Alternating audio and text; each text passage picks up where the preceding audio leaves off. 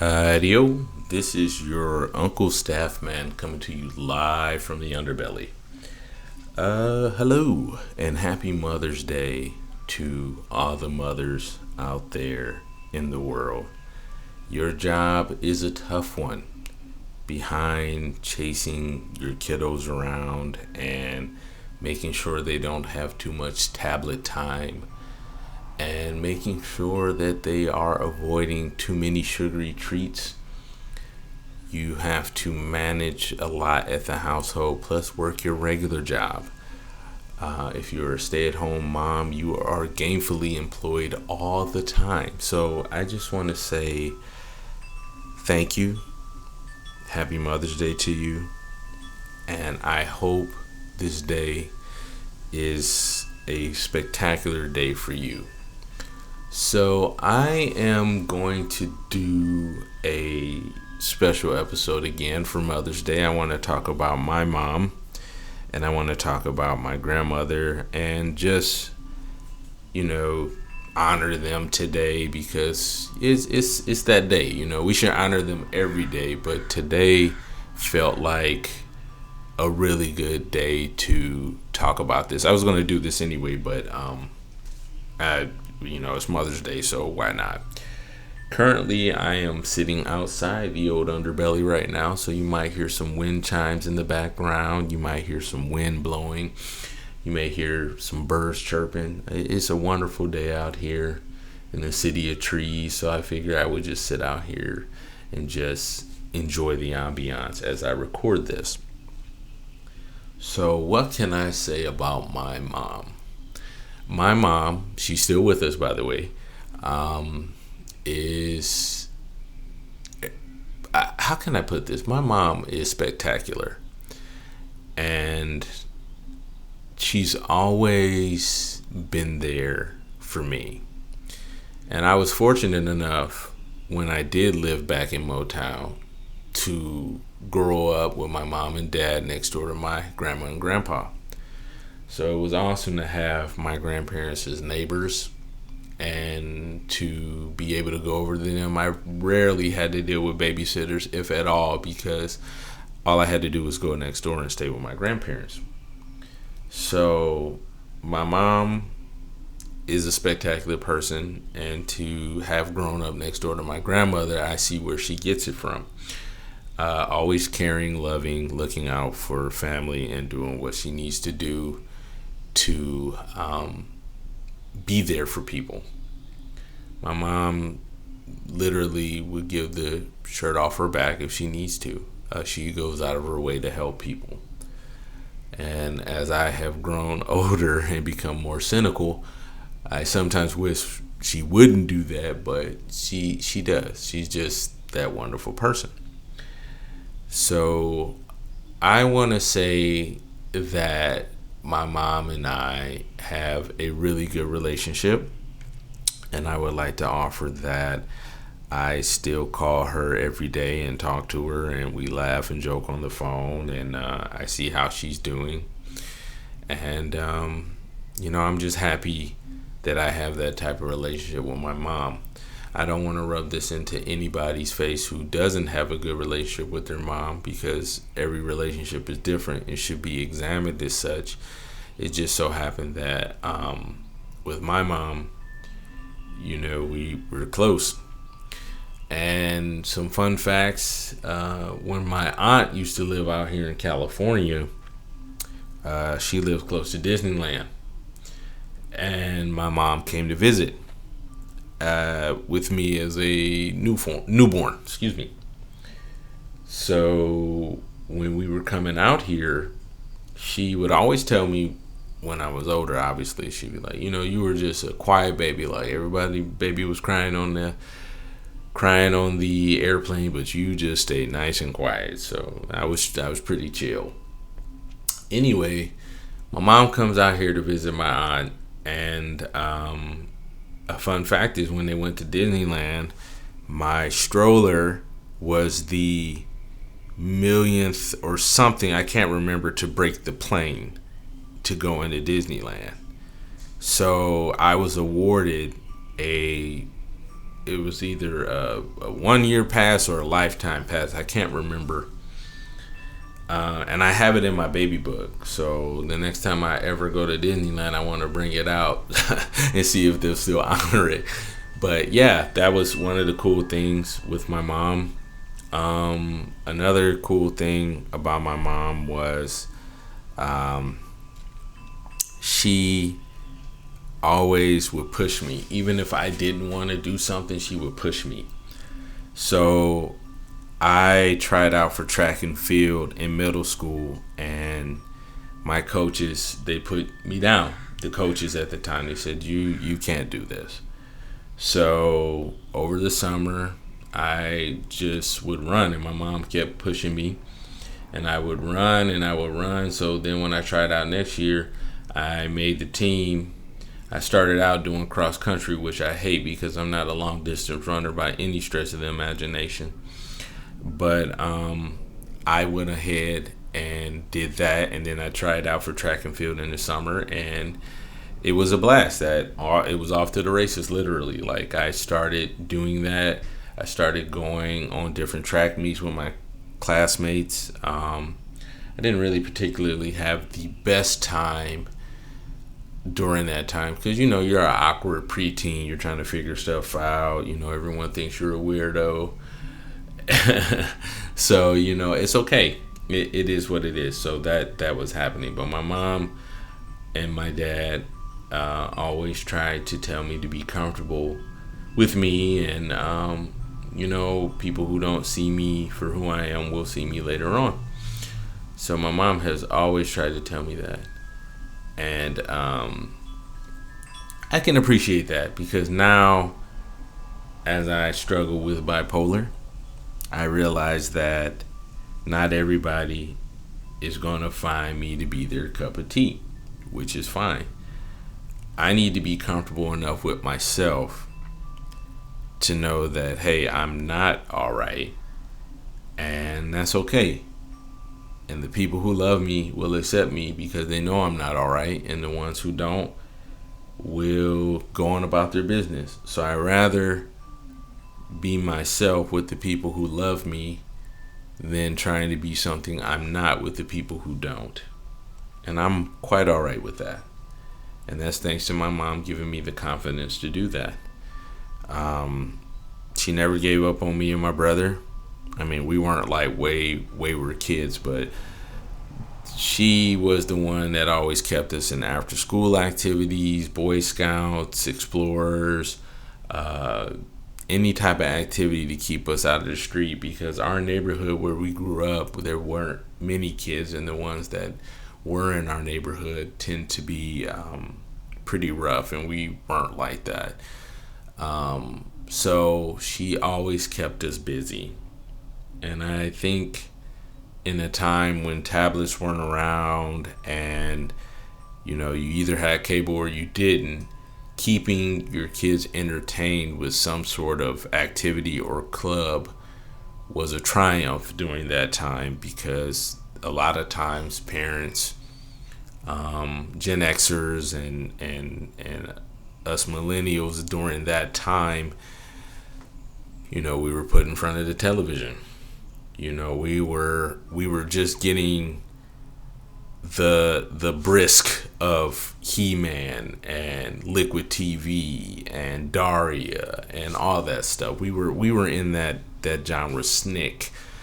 Nick at Night, all that stuff. That's where we were. And rather than be in front of the TV, you were either in a club or you were doing a sport. So my mom was good with that. She also kept us doing tests so that we wouldn't fall behind. And what I mean is that we had to do the college entry exams, and she made sure that we did math classes that would keep us ahead of the curve. And I hated that stuff. I hated it. But as I go back and I look, I thank her for that, because I still hate math, but I don't hate it as much. So I can definitely appreciate her taking the time to do that. And we had our fights too, during times when I was dealing with my teen angst and my, trying to figure out who I was. There was a lot of rebellion as far as not accepting that I was good enough. And my mom would tell me that I am good enough. And it was a lot of that. So when I went to college for the first time, and you'll hear me say that a lot during different episodes, I did attempt to go to college right after high school, but that wasn't the time for me. Now I can say like, hey, I got my associates, I got my bachelor's, and I got my master's. But in the beginning, 2003 era, I wasn't really prepared for school. So I remember when my mom took me to go look at different programs. At the time, I had a friend I went to high school with, and he was like, hey, let's go into nursing. So I didn't really know what I wanted to do, and my friend, he was super smart. I mean, pretty sure he's still smart. I haven't talked to him in a long time, but nonetheless, he said something to the effect of, there's going to be a shortage of male nurses at some point. Let's go do that. That way we have a corner on the market. I said, hey, let's do it.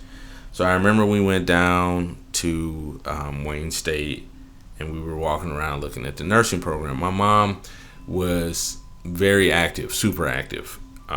So we were walking and we were going, and I was getting tired, but eventually we got to the school of nursing, and I went in to listen, and my mom sat outside, and my mom was saying something to the effect of, I'm feeling a little tired, but, I think it's just fatigue. And, we didn't think anything else about it.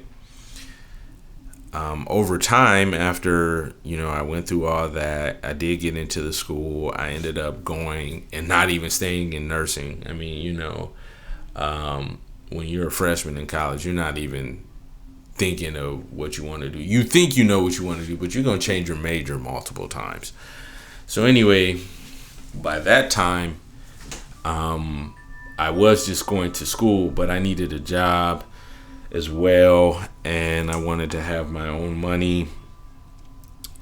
And then my mom got diagnosed with MS, and I found myself not understanding the severity of what that was, because I went from seeing my mom walk on two legs to using a cane to where she is now, where she's in bed all the time. She can't really move that much. So it's been very hard for me to see that. But I remember going through and in the beginning seeing that and not understanding.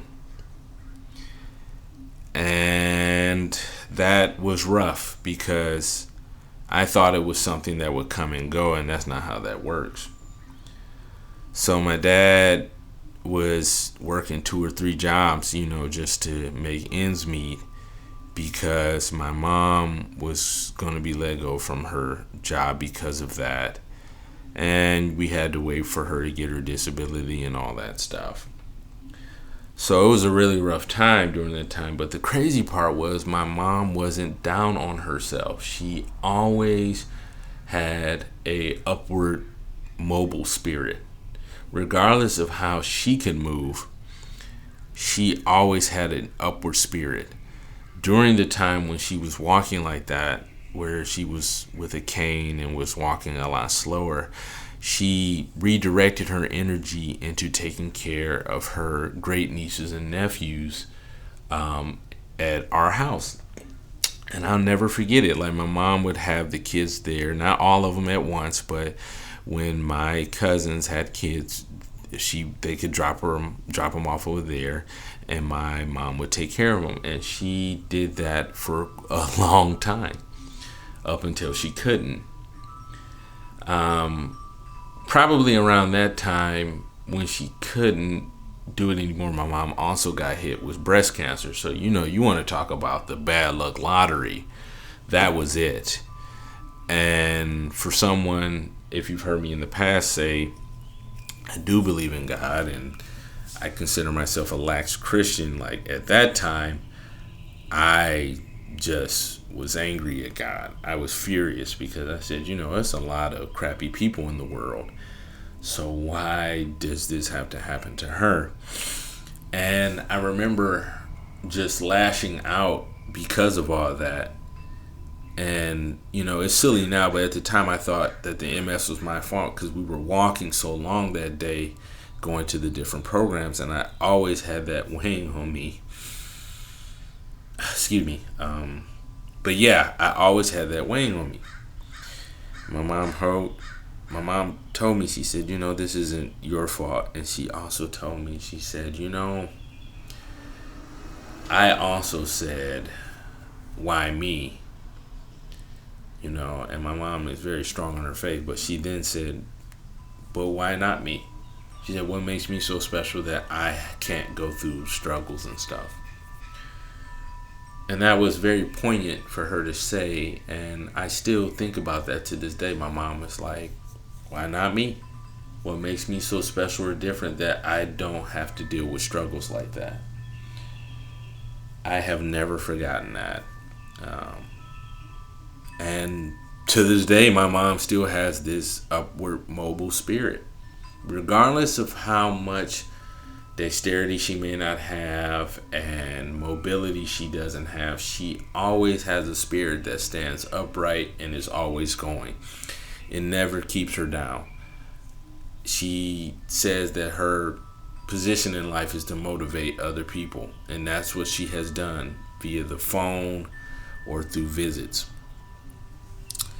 So I always admired that from her. And if I were to inherit anything, I would hope that would be it.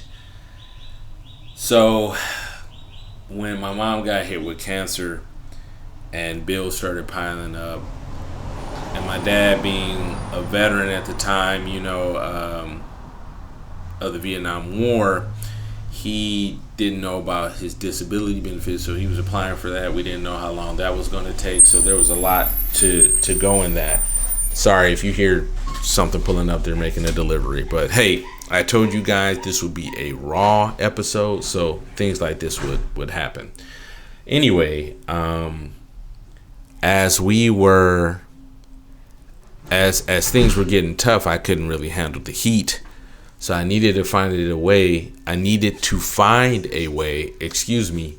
to go ahead and make some more money.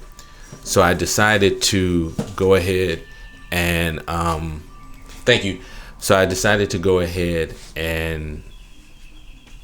find a different avenue. At the time, I was working at a auto parts place delivering auto parts, but I wanted to do something different.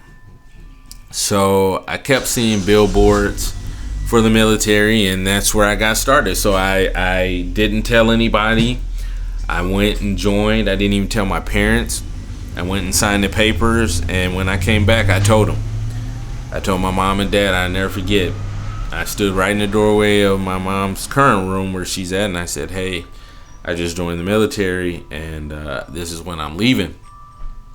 And my mom, she didn't want me to go. And my dad was like, which branch was it? Because he was Army. I said Air Force. He said, yeah, if it was Marines or Army, I would have killed you myself. So I made the right choice. And I went off to the Air Force.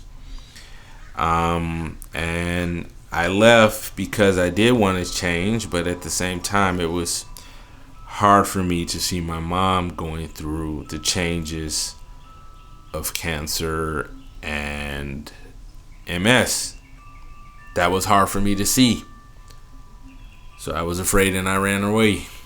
But I still called, and it didn't hit me until I had to make my first call in basic training to give them my address, and my mom was starting to lose her dexterity with her hand, and you only got a certain amount of time to call at that time, so I had to hang up, so I wasn't sure if she got it.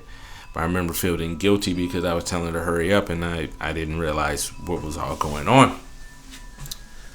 And yeah, so I had that, travel for my mom was a little bit harder, so they weren't able to make it to my graduation from basic training. But I knew they wanted to be there. It was just hard for my mom to travel. So anyway, time goes on, and I always call my mom and dad, and we would talk every day. Like, no matter where I was stationed, South Korea, Alaska, wherever I was at, I always called my mom and dad, and we would talk on the phone, and it was the best time. So what I want to stress is my mom never lost her spirit. That's the one thing that cannot be broken. No matter what kind of situation she's in, no matter how down she is, her spirit cannot be broken. And I feel that for a lot of people, to have something like that is more valuable than having all the money in the world. Because when you have a spirit that's unbreakable, nothing can stop you. You're going to keep doing what you need to do. And I admire that. Excuse me. So, I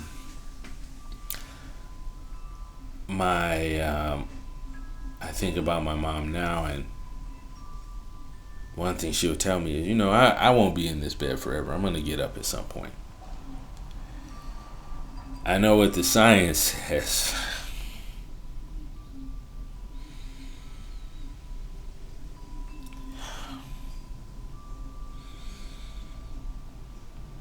I know what the science says, but for my mom, it doesn't matter. She's going to get up and walk one day.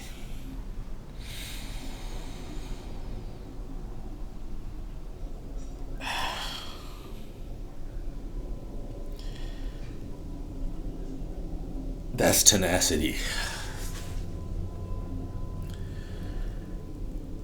And as I tell this story, I say that because to be a mom is to have faith like that. To know that things are going to get better, and they're not going to always be that way. Regardless of what's in front of you, to have that kind of faith. To know that I'm not always going to be this way speaks volumes. No superhero has that, but a mom. And dads, but we're talking about moms today. So, this one's for you, Mom.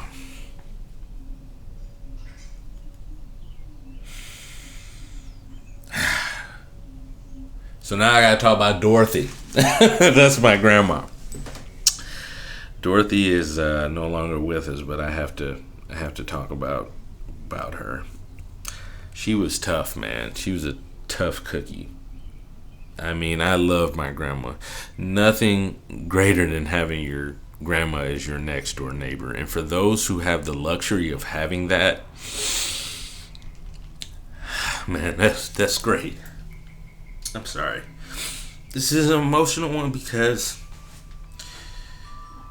I had a really tight relationship with my grandparents and my mom, and as I'm recording this and I'm reflecting on all the good times and stuff, I think about that stuff, and it's not tears of sadness. It's just that I think about the good times. And my grandmother was super funny. So I remember one time, my grandma and grandpa were from Pace, Mississippi. That's a small town in Mississippi. Hard to find it on the map, but that's where they were from. They had their children, and then they came north to Detroit. And they sold colored ice to make ends meet until they were able to save enough money to do what they need to do. My grandparents owned a grocery store, corner store, where they sold candy and chicken wings and all kinds of fun stuff. And my grandma loved to bake. My grandma loved to cook. My grandma also was a licensed cosmetologist. And I can remember sitting in the kitchen watching her hot comb my cousins and my aunt's hair on the stove, heating up that hot ass comb and watching her do that. And I mean, my grandma had finesse. And I mean, she was quick. I mean, she was smart. So just think, if you've ever seen what's that show that used to come on that everybody was talking about? Downton Abbey. So if you've ever watched Downton Abbey and you know who the Dowager Countess is, imagine her as a black woman from the South who nothing scares her. Just imagine that. That's how my grandma was. She was like the Dowager Countess without all the fluff. Like, she was just raw. So anyway, I remember one time I was, so she used to do this to all the grandkids. So I remember one time I was trying to help her with something and I couldn't quite do it. I was very young at the time and I couldn't do it. And my grandma said, "Jonathan, you are as worthless as titties on a fly."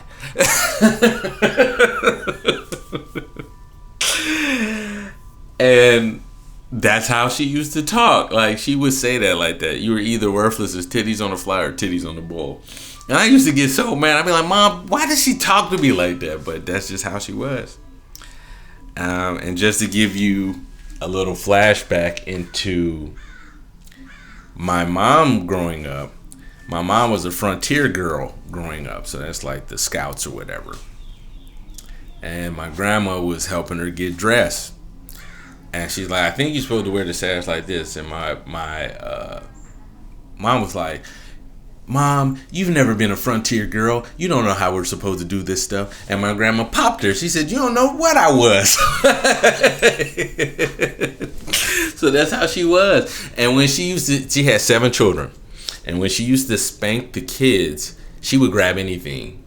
You know, this was before social media. Like, if you got your ass whooped, you got your ass whooped. That's just how it was. So I remember one time, my mom said she would get a curtain rod, whatever. She would spank that ass, whatever was in line of sight. And I can believe it because even as a grandkid, she whooped my ass with a wet dish rag. I was tall as all get out, but she was taller than me in spirit when she needed to discipline me. And I never forgot that. And that's just how she was. I remember one time my mom told me that she was about to get a spanking. And at that time, my grandma stayed across the street from her sister and her mom. And her mom. And my mom my mom ran out the house wet from the tub because she didn't want to get this spanking, and ran and hid over to grandma's house. So my grandmother, not scared of nothing, marched over. She marched over there, and she came in there, and my great grandmother was doing my great aunt's hair. And she said, "Hey, how y'all doing?" And she was looking for my mom. And my great grandmother said, "If you spank her, I'm gonna whoop you." She said, "Well, I ain't gonna spank her, but she need to walk her ass back across the street." So that's what happened. And my grandmother was like that. I mean, she just had that. And I had the privilege of working with her as she was a head cook at a nursing home. That was one of my first jobs. I got to work with her as a dietary aide until she retired. So anyway, I got to do that. And I worked with a lot of girls at the time. I was the only boy there at the time. So the girls, they were super nice, but they used to pick on me a lot. So one girl used to pick on me quite a bit. Like, she would pick on me a lot. And ultimately what ended up happening was the girl's mother worked there. And I mean, she was railing on me. This girl was railing on me, and I just wouldn't fight back or whatever. She was just, talking shit. So the other her mom, who was a chef there too, called my grandma and said, "Hey, you need to pick him up because he ain't able to handle this." To this day, they thought that I called her, but I didn't. It was the mother. She called. So anyway, my grandma came. She said, "Jonathan, let's go." I said, "Well, shift ain't over." She said, "Let's roll out." She said, "Don't nobody pick on mine." She grabbed me and she took me out of there. And yeah, that's just the kind of person she was. She would talk about you, but she loved just as hard. And my grandma was one of those, made the best mac and cheese. Everybody talks about, oh, their grandparents made the best. No, my grandmother made the best, hands down. My cousin, he can make it now, but she made the best, hands down. Nobody could touch it. Nobody. I remember one time at the church they were going to, the family was supposed to cater that affair. And, you know, my mom was one of the, or my grandmother was one of the mothers there. So telling her not to cook is like telling her not to breathe. So anyway, she had brought in mac and cheese for those people compared to the mac and cheese that was already there. And the pastor was like, why would you do that? And she said, I just want them to know.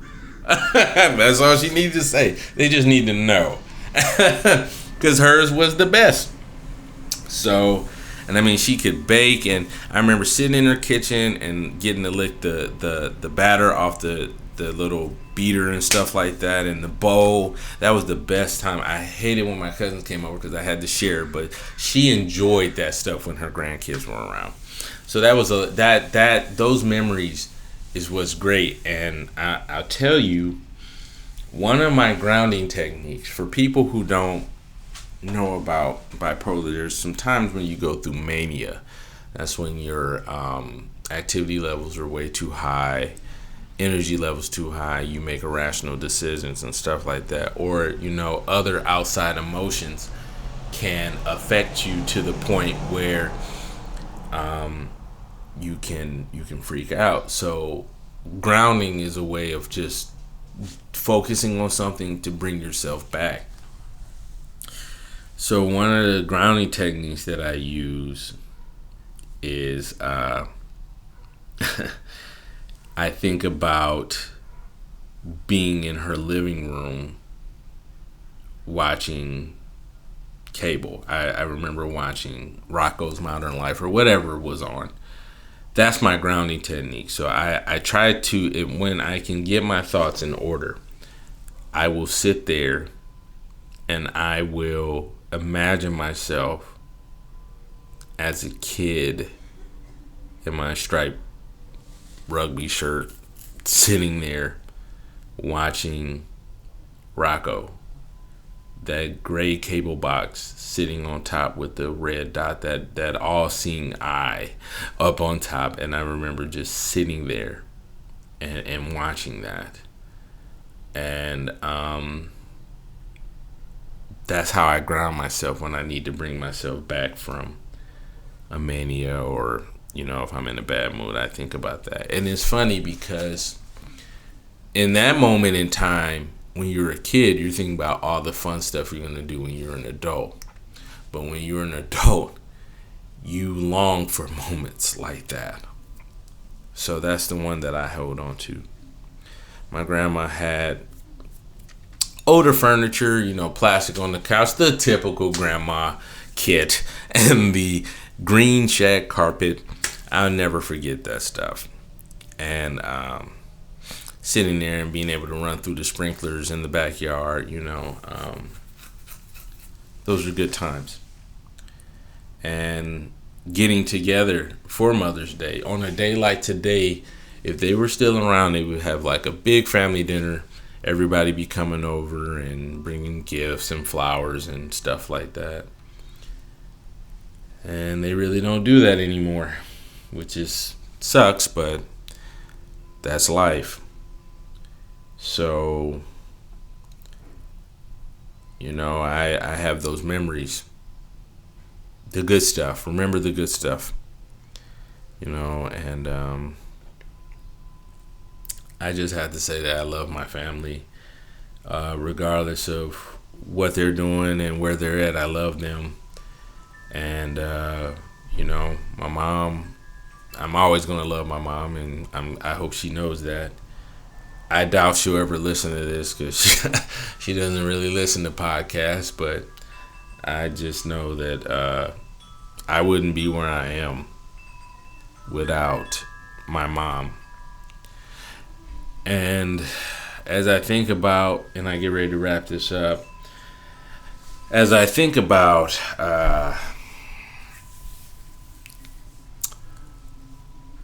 everything that my mom has been through, the one thing that I will say, and I have to bring this home, is that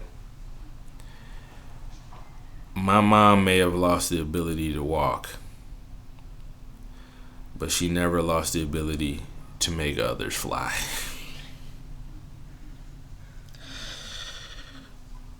So for that, I say thanks, Mom.